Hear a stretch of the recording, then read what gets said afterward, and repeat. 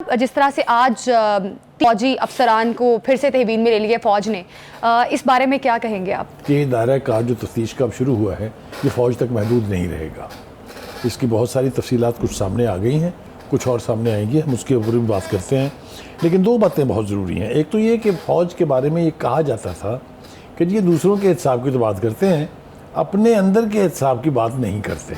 ये एक तवील अरसे से एक बयानिया था जो सियासतदान वक्तन फ़वक्तन इस्तेमाल करते थे। मेरे ख्याल से उसका जवाब देने के लिए फिर फ़ौज ने हतमी तौर पे ये फ़ैसला किया कि अच्छा जनाब हम यहाँ से शुरू करते हैं तो फिर ये रुकेगा नहीं। लिहाजा उन्होंने सबसे पहले सबसे टॉप रैंकिंग अफसर पर हाथ डाला। लेकिन ये बात इस हवाले से ठीक नहीं है कि जनरल फैज़ हमीद पहले सीनियर अफसर नहीं, इससे पहले भी हिसाब हो चुके हैं। इससे पहले हमने नाम लेके बताया था किस किस का हुआ था, हत्ता कि कोर कमांडर्स तक महफूज नहीं रहे इससे। लाहौर के कोर कमांडर का भी कोर्ट मार्शल हुआ है, हाँ जी। उनको भी उहदे से हटा दिया गया वगैरह वगैरह। तो कहने का मतलब ये है कि ये इसलिए आप इसको ये कह सकते हैं कि चूँकि एक पूरी रिजीम चेंज में उनका बहुत बड़ा किरदार था, इसलिए बात उनसे अब शुरू हुई है नए तरीके से, नए अंदाज से।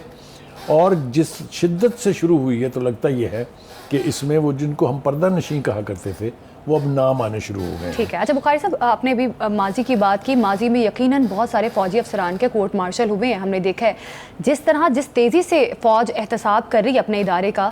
2 दिन पहले फैज़ हमीद का और आज 3 अफसरान को तहवील में लेना, फ़ौज भी कहीं ना कहीं एक इम्प्रेशन अपना दे रही है कि हम अपने अफसरान का अगर एहतसाब कर सकते हैं। तो अभी आप बात कर रहे थे कि अभी और भी बड़े बड़े नाम आने बाकी हैं। तो बुखारी साहब, आप किसका लगता है कि अभी मजीद फौजी अफसरान के नाम आएंगे या बाकी इदारों से भी नाम आ सकते हैं? मैं अर्ज़ किए देता हूँ आपको। एक तो ये कि वो जो 3 फौजी अफसरों की बात अब हाँ जी शुरू हुई है, यानी जिनको मजीद गिरफ्त में लिया गया है, उनके नाम है ब्रिगेडियर गफ़ार, ब्रिगेडियर नईम और कर्नल रिटायर्ड आसिम। हाँ जी। ये 3 नाम हमने परसों भी, अगर आपको याद हो, और कल भी इनका तज़किरा किया था कि ये वो जो सिटी टॉप सिटी का जो मालिक था उसके घर जो छापा डाला गया था जिसमें 40 तोले सोना, 4 करोड़ कैश वगैरह वगैरह की बात हुई थी, ये तीनों के नाम उस हवाले से आए थे पहले। ठीक है। अब जो असल बात हम अपने नाज़रीन को बताना चाहेंगे वो ये है कि जब बात इस शिद्दत और इस तेज़ी से चल निकली है तो ये यहाँ रुकने वाली नहीं है। इसमें बहुत सारे और शोबों के लोग भी पकड़े जाएंगे, यानी कोई एक्सेप्शन नहीं है। मैं ज़ाती तौर पे कह सकता हूँ कि इसमें जजेस आएंगे, इसमें जर्नलिस्ट आएंगे, इसमें पुलिस के लोग आएंगे, इसमें ब्यूरोक्रेसी के लोग आएंगे, और अगर ज़रूरत पेश आई या ऐसा पता चला कि कुछ सियासतदानों ने भी इसके अंदर हाथ धोए हैं तो वो भी गिरफ्त से नहीं बचेंगे। ये मैं आपको बड़े वसूख से कह रहा हूँ।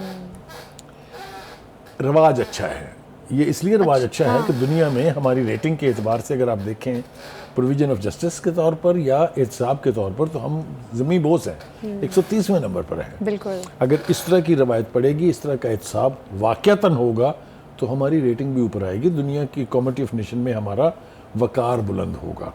ये IMF वगैरह के साथ जो हमें दिक्कत पेश आती है, ये बहुत से ऐसे सवाल पूछते हैं जिनके उस वक्त जवाब नहीं होते। मिसाल के तौर पर ये एहतसाब की बात और स्क्रूटनी की बात, ये हर लोन देने वाली एजेंसी आपसे पूछती है। तो मैं समझता हूँ कि अगर ये अमल जारी रहता है तो इससे फ़ौज की नेक नामी तो होगी ही, लेकिन हमारे बारे में जो एक तासुर कायम करने की कोशिश की जाती है इंटरनेशनली, उसके आगे भी बंद बांधा जाएगा। एक बात जी, आ जाएंगे जनाब। अब हुआ क्या है? हुआ ये है कि फैज़ हमीद साहब के बारे में बहुत तरफ से बहुत कुछ कहा जा रहा है। किसी ने कहा कि ये प्रोजेक्ट इमरान के चूँकि ऑथर थे लिहाजा इन्होंने ये सारी गड़बड़ की है। अच्छा। दूसरी तरफ ये कहा जा रहा है कि नहीं जनाब, उनके तो ज़ाती मुफादात भी बहुत थे। टॉप सिटी वाला हवाला जो है, हाँ जी, 6 साल से तो ये 2 तरफ से गिरफ्त में है। एक उनके ऊपर चार्ज ये है कि उन्होंने फ्रॉड किया, दूसरा उनके ऊपर चार्ज ये है कि उन्होंने आर्मी एक्ट की शदीद वायोलेशंस की। अब ये 2 तरफ से मलबा अगर किसी भी एक फौजी अफसर पर डलेगा तो आप उसकी यानी उसके शदीद होने की या उसके डेवास्टेटिंग होने की के लेवल का अंदाज़ा कर सकते हैं। ठीक। अच्छा बुखारी साहब, एक छोटी सी चीज़, क्या सियासी हुक्मरान इनको इस्तेमाल करते रहे हैं फैज़ साहब को, या फैज़ साहब इस्तेमाल करते रहे हैं सियासी हुक्मरानों को अपने मुफाद के लिए? ये एक कंट्रोवर्शियल इशू है, लेकिन इसकी भी मुझे लगता है कि वजाहत होती जाएगी। मिसाल के तौर पर ये एक तासुर था कि जनरल फैज़ और जनरल बाजवा दोनों ने मिलके ये सब कुछ किया है। बिल्कुल ठीक है। बिल्कुल, ये तासुर। पीटीआई का अभी भी यही बयानिया है कि जनाब आपने इनको तो पकड़ लिया, ओके, जो भी इन्होंने किया उसका हिसाब जरूर लें, लेकिन जनरल बाजवा को भी पूछें। ये बात हो रही है ना, बिल्कुल हो रही तमाम हल्कों में हो रही है। जनरल बाजवा के डिफेंस तो आज हमारे एक मोहतरम दोस्त हैं हमारे मलिक मोहम्मद अहमद खान साहब, हाँ जी। उन्होंने कहा कि नहीं जनाब, उन्होंने तासुर देने की कोशिश की, होता तो कोई कसूर नहीं सी। ये तासुर सही है या गलत है, उसका तो फैसला अब हो जाना है, क्योंकि जिसने कुछ किया है उसकी गर्दन तक हाथ जाना है। जनरल फैज की गर्दन तक जा, जनरल फैज का तो चलो गिरफ्तार कर लिया, बाजवा साहब की अगर गर्दन तक जा मैंने सकता फिर कहा प्रोवाइडेड, प्रोविजन ये है कि अगर उनका कोई रोल है तो वो नहीं बचेंगे। ये कंट्रोवर्सी अब मुस्लिम लीग नून के दो स्टॉलवर्ड्स में शुरू हो गई है। बिल्कुल। एक मलिक अहमद खान, मोहम्मद अहमद खान साहब जिसका मैंने कहा, और वज़ीर जो दिफा। जब इमरान खान की हुकूमत जा रही थी और नए इलेक्शन की बात हो रही थी, तो उस वक्त एस्टैब्लिशमेंट को और पॉलिटिकल लीडरशिप को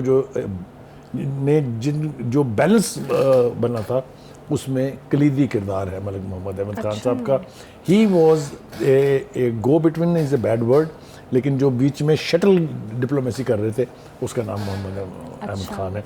सो जो भी वो कहें उसको वजन देना चाहिए, इसलिए कि he was part and parcel of all those backdoor movements जो भी हो रही थी। अच्छा बुखारी साहब, मलिक मोहम्मद अहमद खान ने कहा कि मेरे बड़े अच्छे फ्रेंड थे जनरल बाजवा, तो क्या लगता है जब मियां नवाज शरीफ ने जाना था बैरून मुल्क, तो क्या एज अ ब्रिज काम की है मलिक मोहम्मद अहमद खान ने दोनों के दरमियान, ताकि देखिए जो नवाज शरीफ साहब के बाहर जाने की बात है ना, उसका ताल्लुक मेरा ख्याल है ना तो फौज से था बराह रास्त, और ना ही उसमें कोई रोल मलिक मोहम्मद अहमद खान साहब का है। ठीक है। This was between Nawaz Sharif, I mean he his party and the government.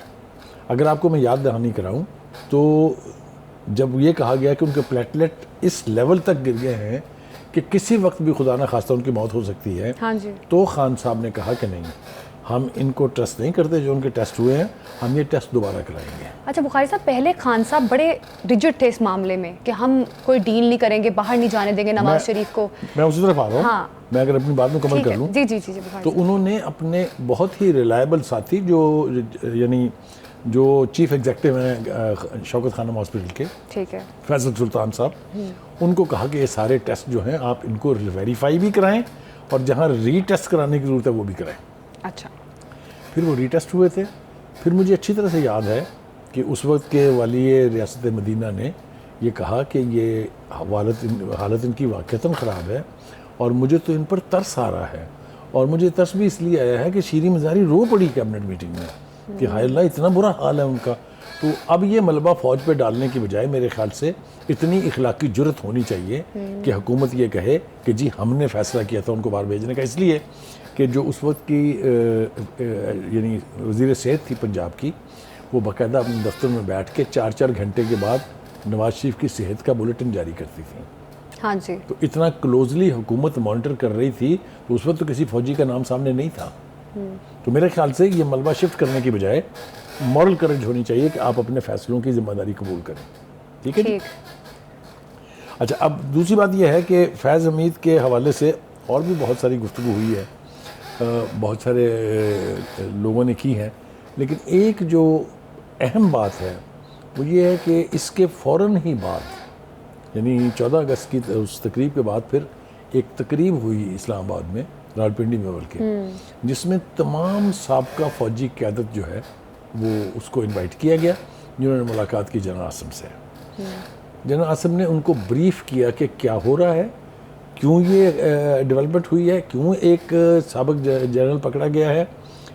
तमाम जो लीडरशिप थी जिसमें जनरल राहील, जनरल परवेज़ फाकियानी मौजूद थे, उन्होंने अपने एतमाद का इजहार किया जनरल आसिम के ऊपर कि जो हो रहा है that is with in the norms, कोई विच हंट नहीं है, कोई पुरानी दुश्मनी जो है उसका बदला नहीं लिया जा रहा, बल्कि मेरिट्स पर गुफ्तगू हो रही है। ये तासुर उस तकरीब की अगर आप फुटेज देखें, जिस वार्मथ के साथ सारे साबका फौजी जर्नल जो हैं वो मिल रहे हैं उनसे, तो आपको पता चलता है कि ये इसलिए ज़रूरी था कि जब आप इतना बड़ा एक्शन लेते हैं तो आपको एक मैसेज देना होता है डाउन द लाइन कि उसके मकासद क्या हैं, उसकी कंपल्शंस क्या हैं। तो इस एतबार से मैं जनरल आसिम को ये क्रेडिट ज़रूर दूंगा कि उन्होंने आइसोलेशन में कोई फैसला नहीं किया है। उन्होंने सिटिंग लीडरशिप को भी फौजी को अपने एतमाद में लिया है और उन्होंने साबका फौजी लीडरशिप जो है उनको भी एतमाद में लिया है। तो मेरे ख्याल से ऑल सेड एंड डन जो बात कही जानी चाहिए वो ये है कि अगर तो एहतसाब मेरिट्स पर हो रहा है, जो मैं और आप बहस कर रहे थे जब हमारी प्रोग्राम की मीटिंग हो रही थी, कि अगर मेरिट से डिपार्चर नहीं है, अगर किसी ने अगर जुर्म किया है तो सिर्फ उसकी पकड़ हो रही है, तो मेरा नहीं ख्याल कि इसके ऊपर कोई नेगेटिव क्रिटिसिज्म होना चाहिए। This is a good beginning, this is a good start and it should reach its logical and.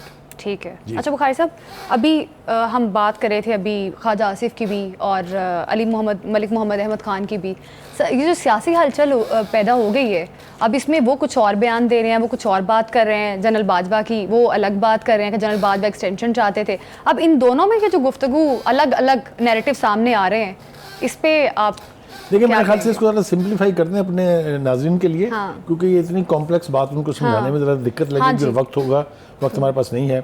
देखिए जहाँ तक प्रोजेक्ट इमरान का ताल्लुक है, जो 2014 के धरने से शुरू हुआ, 2018 में इलेक्शन के ज़रिए धांधली करके इलेक्शन के RTS बिठा के उनको ईवान इक़्तिदार तक पहुँचाया गया। इसमें तो जनरल हमीद और जनरल बाजवा एक से शरीक। ठीक है, कोई शख्स ये नहीं कह सकता कि जनरल बाजवा का कोई कसूर नहीं था, ना ही ये मैं कह रहा हूँ, ना ही किसी को कहना चाहिए। एक छोटी सी चीज़, हुकूमती फैसले जो उस टाइम पे होते थे वो भी जनरल बाजवा और फैज़ हमीद के मुशावरत से होते थे। देखिए गुजारिश ये है कि प्रोजेक्ट इमरान को अगर हम उस प्रोजेक्ट के तौर पे देखें तो सभी ऑन बोर्ड थे।